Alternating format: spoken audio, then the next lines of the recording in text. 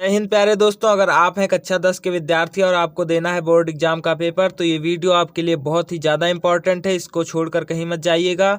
आज की इस वीडियो में मैं आप सभी को पूरी सामाजिक विज्ञान की किताब से छांट करके जितने भी महत्वपूर्ण प्रश्न हैं, बहुविकल्पीय प्रश्न, उन सभी को कराने वाला हूं। पहले हम इतिहास से शुरू करेंगे और धीरे धीरे भूगोल, नागरिक शास्त्र, अर्थशास्त्र सबके इंपॉर्टेंट क्वेश्चन देखेंगे। अगर आप इस वीडियो को पूरा अंत तक देख लेते हैं तो मेरी गारंटी है, 100% गारंटी है दोस्तों कि आपको फिर किताब उठा करके देखने की ज़रूरत नहीं पड़ेगी, ढूंढना नहीं पड़ेगा।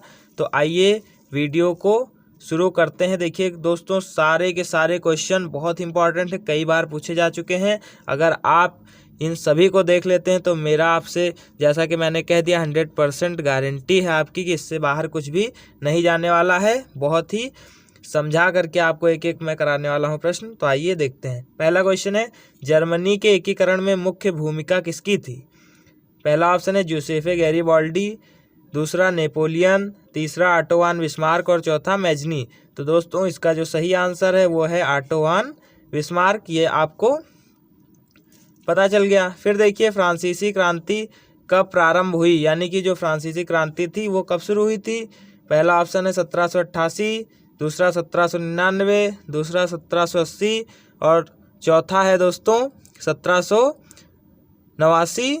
देखिए ये आपका सही आंसर हो जाता है। फिर देखिए तीसरा क्वेश्चन क्या पूछ रहा है, इटली का एकीकरण किसके नेतृत्व में हुआ, या इटली का एकीकरण किसने किया? तो दोस्तों पहला ऑप्शन है विलियम प्रथम, दूसरा है नेपोलियन, तीसरा है बिस्मार्क, चौथा है जूसेफे गैरिबाल्डी।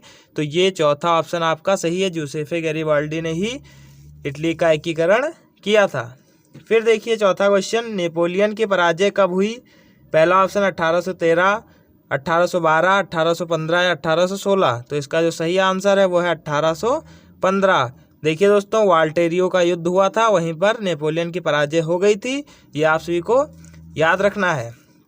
फिर आगे बढ़ते हैं। देखिए, सामाजिक उपबंध सोशल कॉन्ट्रैक्ट नामक पुस्तक के लेखक थे मॉन्टेस्क्यू, रूसो, दिद्रो या नेपोलियन। तो इसका जो सही आंसर है दोस्तों वो है रूसो, क्योंकि रूसो ने ही द सोशल कॉन्ट्रैक्ट नामक पुस्तक लिखी थी, उसके लेखक यही हैं। फिर देखिए 1789 ईस्वी में फ्रांस की क्रांति के समय वहाँ का शासक कौन था? लुई 14वां, लुई 15वां, लुई 16वां या इनमें से कोई नहीं। तो इसका जो राइट आंसर है वो है लुई 16वां। जब फ्रांसीसी क्रांति आरंभ हुई थी, शुरू हुई थी, तो वहाँ जो फ्रांस का राजा था वो कौन था दोस्तों? लुई 16वां। ये मोस्ट इंपॉर्टेंट है, इसको आपको याद रखना है। फिर देखिए अगला क्वेश्चन, यंग इटली सोसाइटी के संस्थापक कौन थे? तो दोस्तों पहला ऑप्शन गैरिबाल्डी, दूसरा बिस्मार्क, तीसरा मैजनी और चौथा कावूर। तो इसका जो राइट आंसर है वो है दोस्तों मैजनी। फिर आइए देखते हैं अगला question, the spirit of law नामक पुस्तक का लेखक था? पहला वाल्टेयर, दूसरा ऑप्शन मॉन्टेस्क्यू, तीसरा रूसो और चौथा दिद्रो। अब क्योंकि आपको पता चल गया कि सोशल कॉन्ट्रैक्ट सामाजिक उपबंध के लेखक कौन थे? रूसो थे। तो स्पिरिट ऑफ लॉ के जो लेखक हैं वो हैं मॉन्टेस्क्यू। इन दोनों किताबों को और इनके लेखकों के नाम आपको ज़रूर से याद रखने हैं दोस्तों। फिर चलिए बढ़ते हैं अगले प्रश्न की तरफ। दोस्तों प्रश्न 9 है, राष्ट्रवाद का प्रारंभ किस देश से हुआ? तो इसका ऑप्शन देखते हैं, जर्मनी, अमेरिका, यूरोप, फ्रांस। तो इसका राइट आंसर है फ्रांस। राष्ट्रवाद का उदय फ्रांस देश से हुआ। फिर देखिए, चौरी चौरा में हिंसात्मक घटना कब हुई? पहला ऑप्शन 5 फरवरी 1922, 8 फरवरी 1922, 10 फरवरी 1922, 12 फरवरी 1922। तो इसका जो राइट आंसर है दोस्तों वो है 5 फरवरी 1922। फिर देखिए अगला क्वेश्चन, भारत छोड़ो आंदोलन कब शुरू हुआ? पहला ऑप्शन जून 1942, दूसरा जुलाई 1942, तीसरा अगस्त 1942 और चौथा मार्च 1942। तो इसका जो सही आंसर है दोस्तों वो है अगस्त 1942। अगस्त 1942 को भारत छोड़ो आंदोलन शुरू हुआ था दोस्तों। फिर देखिए अगला क्वेश्चन है, रॉलेट एक्ट कब पारित हुआ? ऑप्शन देखते हैं 1918, 1920, 1921 या 1919। तो चौथा आंसर सही है, 1919 में रॉलेट एक्ट पारित हुआ था। वंदे मातरम गीत के लेखक कौन है? बंकिम चंद्र चटर्जी, रविन्द्रनाथ टैगोर, शरद चंद्र चटर्जी, अवनींद्रनाथ टैगोर। तो इसका जो राइट आंसर है वो है फर्स्ट वाला, बंकिम चंद्र चटर्जी, या कई किताबों में चट्टोपाध्याय भी लिखा हुआ है। तो आपको याद रखना कि बंकिम चंद्र चटर्जी ने वंदे मातरम गीत को लिखा था प्यारे दोस्तों। फिर देखिए 14वां क्वेश्चन, जलियांवाला बाग की घटना कब हुई? पहला ऑप्शन 8 अप्रैल 1919, 13 अप्रैल 1919 या 10 अप्रैल 1919 या 12 अप्रैल 1919। तो इसका जो राइट आंसर है दोस्तों वो है 13 अप्रैल 1919। आपको याद रखना है 13 अप्रैल 1919 को जलियांवाला बाग की घटना हुई थी। देखिए दोस्तों, मैं आज आप सभी को पूरी किताब के महत्वपूर्ण प्रश्न पढ़ाने वाला हूँ, इसलिए छोड़ के वीडियो मत जाइएगा। जो भी छोड़ देगा वो बाद में दोस्तों रोते नहीं बनेगा, उसको पछताते नहीं बनेगा। देखिए इतनी ठंडी में मैंने आप सभी के लिए कितना स्टेप वाइज कितना क्लियर चीज़ लिखी है, तो इसलिए आप लोग वीडियो को अंत तक ज़रूर देखें। और जैसा कि मैं बता चुका हूं कि मैं क्लास 10th का टॉपर रह चुका हूं, तो मैं आज आप सभी को अपने सीक्रेट ही शेयर कर रहा हूं। ऐसे ही मैंने भी पढ़ा था, मेरे अच्छे नंबर आए थे और आपके भी आएंगे। आपको कोई 75 नंबर पूरे लाने से रोक नहीं पाएगा, आपको पूरे के पूरे 95% नंबर आएंगे। तो आगे बढ़ते हैं।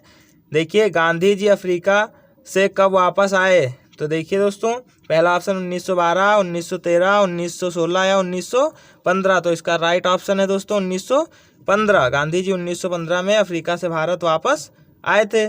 फिर देखिए विश्व व्यापार संगठन की स्थापना कहाँ हुई? न्यूयॉर्क, वाशिंगटन, जिनेवा या रूस। तो इसका जो राइट ऑप्शन है वो है जिनेवा। जिनेवा में ही विश्व व्यापार संगठन की स्थापना हुई थी। ये आपको याद रखना है, बहुत इंपॉर्टेंट क्वेश्चन है, ये बार बार पूछा जा चुका है, इसलिए मैंने इसको भी इसमें शामिल किया है। फिर देखिए आर्थिक महामंदी का प्रारंभ किस वर्ष हुआ था? पहला ऑप्शन 1919, दूसरा 1929, तीसरा 1930, चौथा 1950। तो इसका जो राइट ऑप्शन है वो है 1929 ईस्वी। ये आपको याद रखना है, वेरी वेरी मोस्ट इम्पॉर्टेंट। फिर देखिए प्रथम विश्व युद्ध कब प्रारंभ हुआ था? 1914 ईस्वी, 1929 ईस्वी, 39 ईस्वी, 1919 ईस्वी या 1942 ईस्वी। तो इसका जो राइट आंसर है वो है दोस्तों 1914 ईस्वी। मैं इसलिए इतना फास्ट बता रहा हूँ ताकि आप लोगों को सही चीज़ें मिलती चली जाएं। और मैं क्योंकि भाई क्वेश्चन पूरे के पूरे 80 हैं, तो उनको आपको बताना भी है एक ही वीडियो में, इसलिए आप थोड़ा ध्यान से सुनिएगा। जो आपको ना समझ में आए आप वीडियो को पॉज करिए, पीछे जाइए और फिर से देखिए, ताकि आपके दिमाग में एक एक चीज़ बैठ जानी चाहिए। क्योंकि मैंने बताया कि आज की इस वीडियो को जो मिस कर देगा उसको रोते नहीं बनेगा दोस्तों।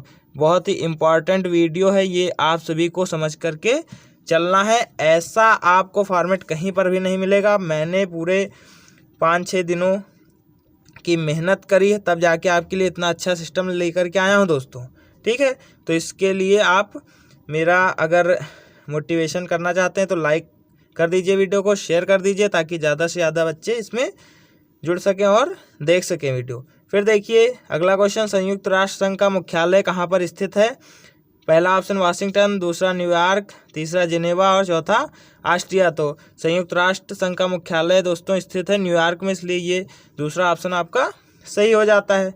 फिर देखिए रिंडरपेस्ट क्या था?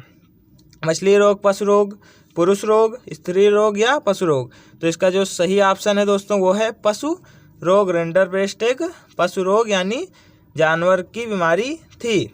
फिर देखिए मानव अधिकार दिवस कब मनाया जाता है? पहला ऑप्शन 10 जनवरी, दूसरा 10 अगस्त, तीसरा 10 जुलाई और चौथा 10 दिसंबर। तो दोस्तों इसका जो राइट ऑप्शन है वो है 10 दिसंबर। मानव अधिकार दिवस दोस्तों मनाया जाता है कब? 10 दिसंबर को। अब आइए देखते हैं। देखिए वहाँ तक आपके ये देख सकते हैं आप लोग, ये इतिहास के जो क्वेश्चन थे दोस्तों ये ख़त्म हो चुके हैं। आप शुरू करते हैं हम भूगोल का क्वेश्चन। ये भूगोल के मोस्ट इम्पॉर्टेंट क्वेश्चन है, इसलिए आप इनको भी पूरा देख लीजिए। देखिए निम्न में से कौन से प्रदेश में सीढ़ीदार खेती की जाती है? पहला ऑप्शन पंजाब, दूसरा हरियाणा, तीसरा गुजरात, चौथा उत्तराखंड। तो दोस्तों आपको पता है कि पहाड़ों पर ही सीढ़ीदार खेती की जाती है, इसलिए आपको बहुत ही ज़्यादा दिमाग नहीं लगाना है। आपको ये सोचना है कि पहाड़ कहाँ हो सकते हैं।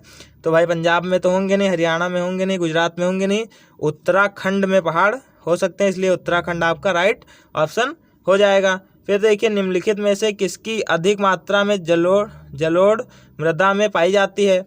पोटास की, चूने की, फास्फोरस की या इन सभी की? तो दोस्तों इसका जो राइट आंसर है वो है उपरोक्त सभी की, क्योंकि जलोढ़ मृदा जो होती है उसमें पोटास, फास्फोरस, चूना इन सभी की बराबर मात्रा पाई जाती है, तो इसलिए उपरोक्त सभी आप टिक लगा देंगे। फिर देखिए निम्नलिखित में से मिट्टी का प्रकार नहीं है, काली, पीली, लेटराइट या सीमेंट। तो दोस्तों सीमेंट वाला जो है ये मिट्टी का प्रकार नहीं, इसलिए ये ऑप्शन इस क्वेश्चन के लिए सही हो जाएगा। फिर देखिए लेटराइट मिट्टी का रंग होता है, पहला ऑप्शन लाल, दूसरा पीला, तीसरा नीला, चौथा काला।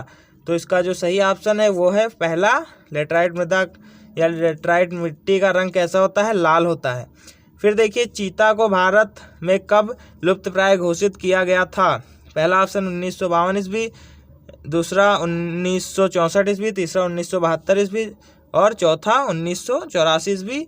तो इसका जो सही ऑप्शन है वो है पहला वाला 1952 ईस्वी। चीते को 1952 ईस्वी में लुप्तप्राय घोषित किया गया था, यानी कि ये बहुत ही जल्दी गायब हो रहे हैं, ये बताया गया था। इनकी संरक्षण इनका किया जाने लगा था, इनको बचाया जाने लगा था, 1952 से इनका बचाव शुरू हो गया था। फिर देखिए चिपको आंदोलन संबंधित है मृदा संरक्षण से या भूमि निम्नीकरण से, जल संरक्षण से या वन संरक्षण से।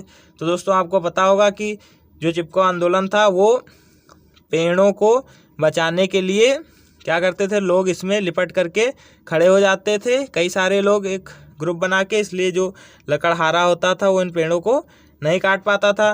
तो अब इसमें क्वेश्चन है चिपको आंदोलन संबंधित है, तो आप बिना कुछ सोचे समझे लगा देंगे वन संरक्षण, क्योंकि ये वन पेड़ों को, जंगलों को बचाने के लिए ही शुरू किया गया था प्यारे दोस्तों। फिर देखिए देश में कुल विद्युत उत्पादन में जल विद्युत का योगदान कितने प्रतिशत होता है, यानी पूरे देश में बिजली बनाने के लिए कितने % जल का इस्तेमाल होता है।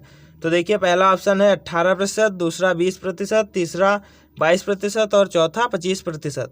तो इसका जो राइट आंसर है वो है तीसरा 22%। ये आप लोगों को जरूर से याद कर लेना, मोस्ट इम्पॉर्टेंट क्वेश्चन है ये भूगोल का। फिर देखिए सलाल बांध किस नदी पर बना है, पहला महानदी, दूसरा चिनाब, तीसरा सतलज और चौथा कृष्णा। तो इसका जो राइट आंसर है वो दोस्तों चिनाब है। सलाल बांध कहाँ बना हुआ है, चिनाब नदी पर बना हुआ है दोस्तों। फिर देखिए भारत को विश्व की कुल वर्षा का कितना भाग प्राप्त होता है, यानी कि पूरे विश्व में जितनी वर्षा होती है उसमें से भारत को कितना पानी मिलता है, यहाँ पर कितनी वर्षा होती है उसके हिसाब से। तो उसका जो ऑप्शन है देखिए 4%, दूसरा 9%, तीसरा 7% और चौथा 10%। तो इसका जो राइट ऑप्शन है दोस्तों वो है 4% वर्षा होती है पूरी विश्व की, कहाँ पर, भारत में। तो ये आपने देखा। अब चलिए बढ़ते हैं अगले क्वेश्चन की तरफ। देखिए क्वेश्चन 31वां है, निम्नलिखित में से कौन सी एक खरीफ फसल है, पहला गेहूं, दूसरा सरसों, तीसरा ऑप्शन है चना और चौथा है धान। तो इसका जो राइट ऑप्शन है दोस्तों वो है धान। अब आप लोग सोच रहे होंगे कि खरीफ फसल क्या है, जिसने नहीं पढ़ा इसके बारे में तो मैं बता दूं, जब वर्षा ऋतु में जो फसल बोई जाती है उसको हम लोग क्या कहते हैं, खरीफ फसल, यानी जून जुलाई में जो बोई जाती है उसको हम लोग कहते हैं खरीफ फसल। अगर इसकी जगह पूछा जाता है कि रबी फसल के कौन से इसमें से कौन सा रबी फसल का अनाज है, तो आप उसमें गेहूं टिक करते, पर अभी पूछा गया है खरीफ यानी बरसात वाला, तो धान आपको पता है बरसात में ही लगाए जाते हैं, तो इसलिए इसका सही ऑप्शन क्या है, धान है दोस्तों। फिर देखिए अगला क्वेश्चन, निम्न में से कौन सा एक मोटा अनाज नहीं है, निम्न में से कौन सा एक मोटा अनाज नहीं है। तो दोस्तों मक्का जो है वो आपका मोटा अनाज नहीं है, आपको बिना कुछ किए सोचे विचारे इस पे टिक कर देना है। फिर देखिए निम्न में से कौन एक रेशेदार फसल है, पहला ऑप्शन जूट, दूसरा काफ़ी, तीसरा जौ, चौथा रबड़। तो इसका जो सही ऑप्शन है वो पहला वाला जूट है। जूट एक रेशेदार फसल है, जूट का प्रयोग रेशेदार कपड़े बनाने के लिए किया जाता है, रस्सी बनाने में किया जाता है, क्योंकि इसमें रेशा निकलते हैं। फिर देखिए चना, मटर व सोयाबीन कौन सी फसलें हैं, पहला ऑप्शन दलहनी, दूसरा सरकरा, तीसरा तिलहन, चौथा इनमें से कोई नहीं। तो इसका जो राइट ऑप्शन है दोस्तों वो है पहला दलहनी फसलें। ये चना, मटर, सोयाबीन जितनी सब दलहनी फसलें हैं, यानी दाल वाली चीज़ें हैं। फिर देखिए 35वां क्वेश्चन, निम्न में से किसको कृषि क्षेत्र कहते हैं, ऑप्शन फर्स्ट है प्राथमिक क्षेत्र, दूसरा जो ऑप्शन है वो द्वितीय क्षेत्रक, तीसरा ऑप्शन है तृतीय क्षेत्रक और चौथा है चतुर्थ क्षेत्रक। तो इसका जो सही ऑप्शन है वो है दोस्तों प्राथमिक क्षेत्रक। ये आप सभी को याद कर लेना, मोस्ट इंपॉर्टेंट क्वेश्चन ये भी है, ये अभी पिछले वर्ष ही पूछा गया था एग्जाम में। ठीक है दोस्तों, फिर देखिए अगला प्रश्न है आपका, एंथ्रेसाइट का संबंध किस खनिज से है? पहला ऑप्शन तांबा, दूसरा सोना, तीसरा बॉक्साइट और चौथा कोयला। तो इसका जो राइट ऑप्शन है वो है कोयला। एंथ्रेसाइट कोयले से संबंधित है दोस्तों। फिर देखिए झारिया प्रसिद्ध है, झारिया जो जिला है वो किस लिए प्रसिद्ध है? पहला ऑप्शन कोयले के लिए, दूसरा बॉक्साइट के लिए, तीसरा तांबा के लिए, चौथा लोहे के लिए। तो इसका जो राइट ऑप्शन है वो है दोस्तों कोयले के लिए झारिया प्रसिद्ध है। ये आपको जरूर से याद कर लेना है। फिर देखिए यातायात का सबसे महंगा साधन कौन सा है?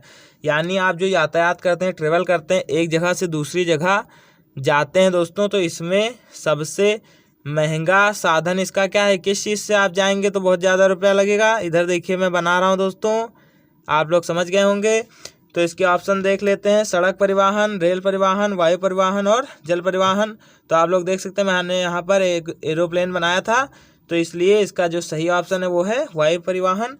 अब ऐसा क्यों है? इसलिए ऐसा है दोस्तों क्योंकि जो वायु परिवहन होता है जिसमें आप एरोप्लेन, हवाई जहाज़, हेलीकॉप्टर इन सब चीज़ों से आते हैं, इसमें बहुत ही उच्च क्वालिटी का एकदम पेवर वाला पेट्रोल पड़ता है, वो बहुत महंगा होता है, इसलिए इसका टिकट भी बहुत महंगा होता है। तो इसलिए यातायात का सबसे महंगा साधन अगर आपसे पूछा जाए तो आप लगाएंगे उसमें वायु परिवहन। ठीक है दोस्तों, फिर देखिए भारत का सबसे लंबा राष्ट्रीय राजमार्ग कौन सा है? पहला ऑप्शन राष्ट्रीय राजमार्ग 7, राष्ट्रीय राजमार्ग 3 दूसरा ऑप्शन, तीसरा राष्ट्रीय राजमार्ग 2, चौथा ऑप्शन राष्ट्रीय राजमार्ग 4। तो इसका जो सही ऑप्शन है दोस्तों वो है राष्ट्रीय राजमार्ग 7, जो है वो भारत का सबसे लंबा राजमार्ग है प्यारे दोस्तों। फिर देखिए यातायात का सबसे सस्ता साधन कौन सा है? अभी आपने देखा था महंगा साधन कौन सा है? वायु परिवहन है। और जो सबसे सस्ता साधन है वो है दोस्तों, ऑप्शन देखते हैं, जल मार्ग, दूसरा सड़क मार्ग, तीसरा वायु मार्ग और चौथा रेल मार्ग। तो इसका जो फर्स्ट ऑप्शन है जल मार्ग, ये इसका राइट ऑप्शन है प्यारे दोस्तों। ये आपने जान लिया, क्योंकि जल परिवहन में आपको अगर आपके पास पैसे नहीं है तो आप तैर करके चले जाइए, या नाव चलाने में तो आपका कुछ खर्चा रहता नहीं, आप नाव से चले जाइए, कम खर्चे में, बहुत ही कम खर्चे में आप यहाँ एक जगह से दूसरी जगह नाव के द्वारा दोस्तों जा सकते हैं। फिर देखिए अगला प्रश्न है 41वां, भारत में कितने बड़े बंदरगाह हैं? तो दोस्तों भारत में 12 बड़े बंदरगाह हैं, ये भी आपको पता चल गया, बहुत ही इंपॉर्टेंट क्वेश्चन था। फिर चलिए अगले प्रश्न की ओर चलते हैं। आप देखिए दोस्तों आपका भूगोल खत्म हो गया, अब बारी आती है नागरिक शास्त्र की। इसमें के भी इंपॉर्टेंट क्वेश्चन मैंने लिखे, इनको भी आप जरूर से पूरा देखें दोस्तों। मैं बार बार बोल रहा हूँ, अगर वीडियो आपने स्किप की या छोड़ दी तो आपका ही नुकसान होगा, रोते नहीं बनेगा दोस्तों, क्योंकि इस तरीके से आपको कोई नहीं बताएगा। मैंने बहुत ही रिसर्च करने के बाद इस वीडियो को बनाया दोस्तों। फिर देखिए श्रीलंका कब स्वतंत्र राष्ट्र बना? बहुत ही इंपॉर्टेंट क्वेश्चन है दोस्तों, मोस्ट IMP प्रश्न है ये वाला। श्रीलंका स्वतंत्र राष्ट्र कब बना? बहुत ही इंपॉर्टेंट है, ये कई बार पूछा जा चुका है और इसमें बच्चे गलती कर देते हैं। मैं इसमें ट्रिक भी बताऊंगा। पहला ऑप्शन है 1921, दूसरा 1914, तीसरा 1915 और चौथा है 1948। तो देखिए दोस्तों आपको जब ये वाला क्वेश्चन आए तो आपको पहले ये सोचना है कि आपका देश कब आज़ाद हुआ था। तो आपका देश आज़ाद हुआ था 1947 में आपका देश आज़ाद हुआ था। इंडिया जो है वो आज़ाद हुआ था 1947 में। और उसके एक साल के बाद दोस्तों, एक वर्ष के बाद में श्रीलंका आज़ाद हुआ था। तो देखिए 47 के बाद क्या आएगा? आएगा 48, इसलिए 1948 आपका राइट आंसर है। आपको बस ये याद रखना है, जब भी पूछा जाए श्रीलंका कब आज़ाद हुआ था या कब स्वतंत्र राष्ट्र बना था, तो आपको बस ये सोचना है कि हिंदुस्तान अपना इंडिया कब स्वतंत्र राष्ट्र बना था। तो 47 में बना था, उसके एक साल बाद तो 1948 में ये स्वतंत्र राष्ट्र बना था। उम्मीद है आपको ये जानकारी पसंद आई होगी। फिर देखिए बेल्जियम में सामान्य रूप से कौन सी 2 भाषाएं बोली जाती हैं? पहला ऑप्शन है फ्रेंच और डच, दूसरा है फ्रेंच और अंग्रेजी, फिर है डच और सिंगली, फिर है डच और अंग्रेजी। तो दोस्तों बेल्जियम में सामान्य रूप से जो भाषाएं बोली जाती हैं वो हैं दोस्तों फ्रेंच और डच, ये आप जान गए। फिर देखिए बेल्जियम की जनसंख्या कितनी है? पहला ऑप्शन लगभग 5 करोड़, दूसरा लगभग 1 करोड़, तीसरा लगभग 4 करोड़, चौथा लगभग 8 करोड़। इसका जो राइट ऑप्शन है वो है दोस्तों लगभग 1 करोड़ जनसंख्या बेल्जियम की है। फिर देखिए श्रीलंका की आबादी में सबसे बड़ा हिस्सा प्रमुख सामाजिक समूह है, मतलब कि श्रीलंका में ये जो 4 ऑप्शन दिए गए इनमें से किसका सबसे ज़्यादा सामाजिक समूह है, सबसे बड़ा हिस्सा इनमें से किसका है। तो देखिए पहला ऑप्शन है सिंहली, दूसरा है श्रीलंकाई तमिल, तीसरा है भारतीय तमिल, चौथा है ईसाई। तो इसका जो राइट आंसर है ऑप्शन वो है सिंहली, क्योंकि जो सिंहली लोग हैं वो वहाँ पर 80% है। बाकी ये जितने भी श्रीलंकन तमिल, भारतीय तमिल और ईसाई तमिल हैं ये 20% में आते हैं। तो आपको जब ये 80% में है तो ऑटोमेटिकली ये ज़्यादा ही होंगे। तो फर्स्ट ऑप्शन आपका सिंहली सही हो जाता है दोस्तों। फिर देखिए प्यारे दोस्तों आप लोग देखिएगा बेल्जियम की राजधानी क्या है। तो दोस्तों आंसर देखने से पहले ऑप्शन देखिए, लेबनान, न्यूयॉर्क, लंदन और ब्रुसेल्स। तो इसका जो राइट आंसर है वो है दोस्तों ब्रुसेल्स। बेल्जियम की जो राजधानी है उसका नाम है ब्रुसेल्स, ये आपको याद रखना है, मोस्ट इंपॉर्टेंट क्वेश्चन ये भी है दोस्तों। फिर देखिए श्रीलंका की राजधानी है कोलंबो, लंदन, पेरिस या ऑस्ट्रिया। तो इसकी जो राइट आंसर है वो है कोलंबो। श्रीलंका की राजधानी क्या है दोस्तों? कोलंबो। इधर मैं कायदे से लिख देता हूँ अगर आप लोग नहीं देख पा रहे हैं तो कोलंबो। देखिए दोस्तों कोलंबो जो है वो श्रीलंका की राजधानी है। फिर देखिए भारत में पंचायती राज की स्थापना, भारत में पंचायती राज की संस्थाओं में महिलाओं का कितना प्रतिशत आरक्षण दिया गया है। तो दोस्तों इसका जो राइट आंसर है वो है 33%। ये आप सभी को याद रखना है, बहुत ही इंपॉर्टेंट है दोस्तों। फिर देखिए श्रीलंका में कौन सा धर्म है? पहला बौद्ध धर्म, दूसरा ऑप्शन हिंदू धर्म, तीसरा ईसाई धर्म और चौथा इनमें से कोई नहीं। तो इसका राइट ऑप्शन है दोस्तों बौद्ध धर्म। श्रीलंका में बौद्ध धर्म है। अब चलिए जल्दी जल्दी देखते हैं क्योंकि टाइम बहुत ज़्यादा हो रहा है और वीडियो बड़ी लंबी हो जाएगी, इसलिए जल्दी जल्दी देखिए। अमेरिका में नागरिक अधिकार आंदोलन कब से प्रारंभ हुआ या कब शुरू हुआ? तो दोस्तों इसका जो राइट आंसर है वो है 1954 से 1968 तक। ये आप लोगों को याद कर लेना। फिर है अमेरिका में नागरिक अधिकार आंदोलन किसके नेतृत्व में चलाया गया?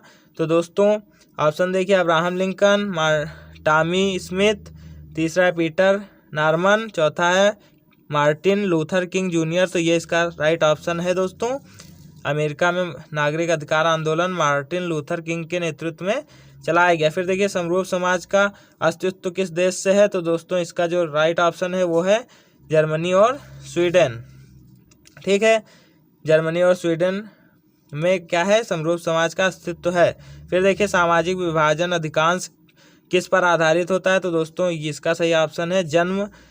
हम किस खानदान में, किस धर्म में जन्मते हैं, यही हमारा सामाजिक विभाजन का वो होता है, आधार होता है। अगर हम ब्राह्मण के घर जन्मे हैं तो हम ब्राह्मण हुए, अगर हम क्षत्रिय के घर जन्मे हैं तो क्षत्रिय हुए। जिस कास्ट में हम जन्मेंगे वही हमारा धर्म हो जाएगा, वही हमारा समाज बन जाएगा। तो इसीलिए सामाजिक विभाजन किस पर आधारित है सबसे ज़्यादा? वो है जन्म पर। ठीक है दोस्तों। फिर देखिए 1968 ईस्वी में ओलंपिक खेलों का आयोजन कहाँ हुआ? तो इसका राइट ऑप्शन है दोस्तों मैक्सिको में। फिर देखिए संविधान के 8वें अनुसूची में भाषाएं कितनी हैं दोस्तों? तो इसका जो राइट ऑप्शन है दोस्तों वो है 22 भाषाएं हैं। फिर देखिए भारत में कितने प्रतिशत जनसंख्या गरीबी रेखा के नीचे है? तो दोस्तों उसका जो राइट ऑप्शन है वो है 26%। फिर देखिए अगला क्वेश्चन, भारत में कितनी भाषाएं बोली जाती हैं? तो इसका राइट ऑप्शन है दोस्तों 500 से अधिक भाषाएं भारत में बोली जाती हैं। ये आपको याद कर लेना, मोस्ट इम्पॉर्टेंट क्वेश्चन ये भी है, आप समझ लीजिए। फिर देखिए भारत में पंचायती राज की स्थापना कब हुई? इसका राइट ऑप्शन है दोस्तों 1992 ईस्वी में भारत में पंचायती राज की स्थापना हुई। फिर अगला क्वेश्चन देखिए दोस्तों, भारत में अधिकारी राज्य धर्म है, मतलब कि भारत का राज्य धर्म यानी कि देश का पर्सनल कोई धर्म है? तो नहीं है दोस्तों। तो इसलिए यहाँ पर देखिए ऑप्शन है हिंदू धर्म, फिर इस्लाम धर्म, फिर ईसाई धर्म, फिर है कोई नहीं। तो आपको सिंपली कोई नहीं पर टिक कर देना, क्योंकि भारत का अब तक कोई अपना पर्सनल धर्म नहीं है। निम्नलिखित में से कौन सा कारक लोकतंत्र की चुनौती है? तो देखिए, पहला राष्ट्रीय विकास, दूसरा क्या है देश प्रेम, तीसरा जातिवाद, चौथा सभी। तो इसका जो राइट ऑप्शन है वो है जातिवाद। जाति के आधार पर ही देश में लड़ाई झगड़ा, मारपीट, ऊंच नीच, कलह ये सब होती है, ये आप समझ गए। अब आइए देखते हैं अर्थशास्त्र। अर्थशास्त्र के भी महत्वपूर्ण बहुविकल्पी आप देख लीजिए, फिर वीडियो को हम खत्म करेंगे। फिर देखिए, भारत के किस राज्य में शिशु मृत्यु दर निम्नतम है?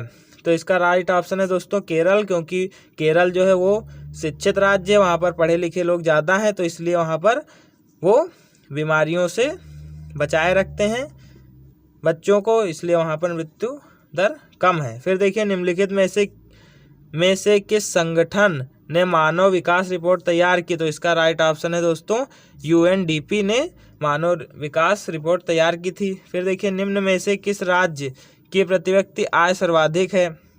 तो इसका राइट ऑप्शन है दोस्तों हरियाणा। हरियाणा में आप लोगों ने तो सुना ही होगा, हरियाणा वाले गाने बड़े अच्छे अच्छे निकालते हैं, इसलिए उनको ज़्यादा से ज़्यादा पैसे की कमाई होती है, और हर आदमी वहाँ का सिंगर है, अच्छे अच्छे कामों में लगा हुआ है, शिक्षित है, इसलिए वहाँ के लोगों की प्रति व्यक्ति आय, हर इंसान के पास अच्छी खासी रकम दिन भर की आती है, तो इसलिए वहाँ की प्रति व्यक्ति आय अच्छी है। तो आप हरियाणा में टिक कर देंगे। फिर देखिए, निम्नलिखित में से किसे औसत आय भी कहा जाता है? तो इसका जो राइट ऑप्शन है दोस्तों वो है प्रति व्यक्ति आय, कि आपके राज्य, आपके देश में प्रति व्यक्ति कितना कमाता है, वही आपके देश की औसत आय हो जाती है। फिर देखिए, वह संगठन जो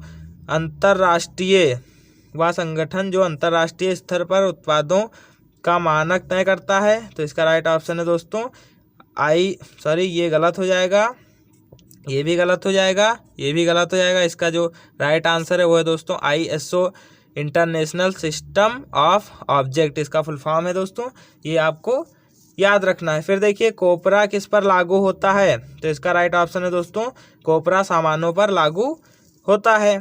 फिर देखिए, ISI शब्द चिन्ह लोगो देखा जा सकता है?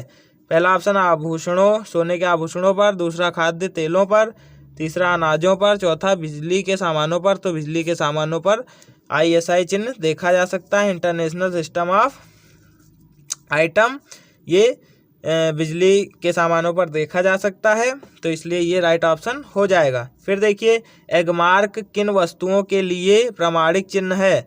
तो दोस्तों, एगमार्क जो है वो खाद्य पदार्थों के लिए प्रमाणिक चिन्ह है, इसलिए खाद्य पदार्थ आपका राइट आंसर हो जाएगा। फिर देखिए, 69वां क्वेश्चन, भारत में उपभोक्ता संरक्षण अधिनियम कब लागू किया गया? तो इसका राइट ऑप्शन है 1968 में भारत में उपभोक्ता संरक्षण अधिनियम लागू किया गया। अब देखिए दोस्तों, थोड़े से प्रश्न बचे हुए हैं, 10 प्रश्न, इनको भी आप देख लीजिए, फिर आप बल्ले बल्ले, आपको कोई टॉप करने से इस वर्ष रोक नहीं पाएगा। सामाजिक में आपका एक भी नंबर नहीं कटेगा, बहुविकल्पीय जो भी आएंगे वो कर डालेंगे आप। देखिए, निम्नलिखित में से कौन सा उपभोक्ता शोषण का तरीका है? पहला ऑप्शन कम नाप तोल करना, दूसरा मिलावट करना, तीसरा असली वस्तु के स्थान पर नकली देना, चौथा उपरोक्त सभी। तो उपरोक्त सभी, ये जितने यहाँ पर चीज़ें लिखी हो, ये सारी चीज़ें क्या हैं? उपभोक्ता शोषण करने का तरीका है। फिर देखिए, अगला क्वेश्चन है, अमेरिका के सकल घरेलू उत्पाद में कृषि का हिस्सा कितना है? तो दोस्तों 1% है, ये आप सभी को ध्यान रखना है। फिर देखिए, भारत में लघु उद्योगों में कितने लोग कार्यरत हैं? तो इसका जो राइट ऑप्शन है वो है लगभग 2 करोड़ लोग भारत के लघु उद्योगों में कार्यरत, यानी छोटे छोटे काम धंधों में लगे। कोई अपना पट्टी बेच रहा है, कोई क्या कर रहा है, चटाई बना रहा है, कोई मतलब अपने सिस्टम से, किसी ने दुकान ही खोल रखी है, तो ये सब क्या हुआ? लघु उद्योग हुआ। कोई गुड़ बना रहा है, तो कम से कम 2 करोड़ लोग इस तरीके से छोटे मोटे व्यवसाय में लगे हुए हैं भारत के। फिर देखिए, निम्न में से कौन सी भारतीय कंपनी बहुराष्ट्रीय कंपनी के रूप में उभर चुकी है? पहला ऑप्शन एशियन पेंट, दूसरा रैनबैक्सी, तीसरा टाटा मोटर्स, चौथा उपरोक्त सभी। तो इसका उपरोक्त सभी ऑप्शन सही हो जाएगा। देखिए दोस्तों, अगर आपको एग्जाम में नहीं पता है कि ऑप्शन कौन सा, और उसमें अगर ऑप्शन में उपरोक्त सभी है तो ज़्यादातर उपरोक्त सभी सही होता है, तो उसमें आप टिक कर सकते हैं।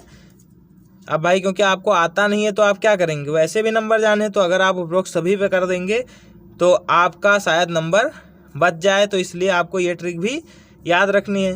फिर देखिए 2018 तक कितने देश विश्व व्यापार संगठन के सदस्य थे दोस्तों, तो इसका राइट ऑप्शन है 164 लोग क्या थे, विश्व व्यापार संगठन के सदस्य थे 2018 में। दोस्तों बस थोड़े क्वेश्चन है, निम्नलिखित में से कौन सा देश विकसित रूप है, निम्नलिखित में से कौन सा देश विकसित रूप में है, तो इसका सही आंसर है फ्रांस। फ्रांस दोस्तों आजकल विकसित देश बन चुका है, वहाँ पर हर टेक्नोलॉजी, हर चीज़, हर व्यक्ति पढ़ा लिखा है, तो इसलिए वो विकसित देश बन चुका। और अपना इंडिया तो अभी विकासशील है, विकसित नहीं है। तो आप ये समझ गए। सर्वप्रथम विश्व व्यापार संगठन WTO किसके द्वारा शुरू किया गया, तो दोस्तों इसका सही ऑप्शन है विकसित देश। भाई विकसित देश है, उसके पास हर चीज़ है, पैसा रुपया पैसा हर चीज़ है, तो वही तो शुरू करेगा कि निर्धन देश करेगा, बताइए। जिसके पास रुपया जाता है वही तो व्यापार करेगा दूसरे देश में, तो इसलिए इसका जो सही ऑप्शन है वो है विकसित देश। फिर है बहुराष्ट्रीय कंपनियों द्वारा किया गया निवेश को कहते हैं, तो इसको कहते हैं दोस्तों विदेशी निवेश। बहुराष्ट्रीय कंपनियां जो निवेश करती हैं उसको क्या कहते हैं, विदेशी निवेश कहते हैं, क्योंकि बहुराष्ट्रीय कंपनियां क्या होती हैं, बाहर से ही आते हैं। देखिए इसका संधि विच्छेद करें, बहुराष्ट्रीय मतलब कि बाहर से आई हुई राष्ट्रीय कंपनी, तो वो क्या करेगी, विदेश से आई हुई कंपनी विदेशी निवेश ही तो करेगी। फिर देखिए महात्मा गांधी राष्ट्रीय ग्रामीण रोजगार गारंटी अधिनियम किस वर्ष लागू हुआ, तो इसका राइट ऑप्शन है 2005 में महात्मा गांधी राष्ट्रीय रोजगार गारंटी योजना, या उसको मनरेगा भी कह सकते हैं, वो मतलब कि उसका अधिनियम या वो शुरू हुई थी 2005 से ही। ये जो नहर वहर खोदने का काम हो रहा है ये 2005 से ही हो रहा है, सड़क बनाने का काम ये सब 2005 से हो रहा है। फिर देखिए 2013-14 में GDP के प्राथमिक क्षेत्र की कितनी प्रतिशत भागीदारी थी, तो इसका राइट ऑप्शन है दोस्तों 14% भागीदारी थी प्राथमिक क्षेत्र की। फिर आखिरी क्वेश्चन देखिए, मैंने कहा था 80 क्वेश्चन कराऊंगा, देखिए 80 क्वेश्चन पूरे के पूरे आपको मैंने करा दिए। देखिए 80 वाला क्वेश्चन देखते हैं, भंडारण को किस क्षेत्रक में सम्मिलित किया जा सकता है, तो इसका राइट ऑप्शन है तृतीय क्षेत्रक में भंडारण को सम्मिलित किया जा सकता है। उम्मीद करता हूं कि आपने वीडियो को पूरा देखा होगा। देखिए दोस्तों इतने सारे देखिए मैंने लिखे थे, कितने पेज में मैंने लिखा है तब जाके हुआ है, कई रातों की मेहनत है दोस्तों। और मैं आप सभी को इसी तरीके से हर विषय की तैयारी कराता रहूँगा। अगर वीडियो पसंद आया तो वीडियो कर दीजिए लाइक, और आपने वीडियो यहाँ तक देखा तो आपको बल्ले बल्ले आपके एक भी नंबर नहीं कटेंगे, जो छोड़ के चले गए तो उनका तो नुकसान होगा ही भाई। और अगर आप हमारे चैनल पर नए हैं तो चैनल को सब्सक्राइब करके आल का घंटे को आल पर सेट कर लीजिए, ताकि हम जो भी वीडियो डालें इंपॉर्टेंट वीडियो ही डालेंगे। देखिए आप टॉपर कैसे बनेंगे इन सब चीज़ों को पढ़ करके। अब आप पूरी किताब, अब आपके पास टाइम नहीं है तो आप कैसे पढ़ेंगे बताइए। मैंने पूरी किताब के इंपॉर्टेंट क्वेश्चन आपको पढ़ा दिए, आप इस वीडियो को 3-4 बार देखिए, आपको सब मतलब कि याद हो जाएगा। रटना नहीं है, एकदम याद करना है आपको, एकदम माइंड में बैठा लेना है। इतनी बार इस वीडियो को देखिए और फिर देखिए आपको 95% स्कोर करने से कोई रोक पाएगा तो बताइएगा भाई, जिंदा जला देना और क्या करोगे। अगर आप फेल हुए तो आप मेरे चैनल को अनसब्सक्राइब कर देना, पर आपको कहीं ना कहीं इन चीज़ों की ज़रूरत पड़ेगी। ये बहुत ही मेन इंपॉर्टेंट क्वेश्चन है, कई सालों से पूछे जा चुके हैं, तो इनको आपको ज़रूर से याद कर लेना है। और कमेंट करके बताएं कि वीडियो कैसा लगा, आगे किस चीज़ पर आपको वीडियो चाहिए। तब तक के लिए देखते रहिए आपका अपना channel how D Sanjeev sir educational. मिलते हैं आपसे जल्द ही किसी और वीडियो में, तब तक के लिए जय हिंद जय भारत, टाटा बाय बाय। पढ़ाई करते रहिए और टॉप करने का सपना देखते रहिए।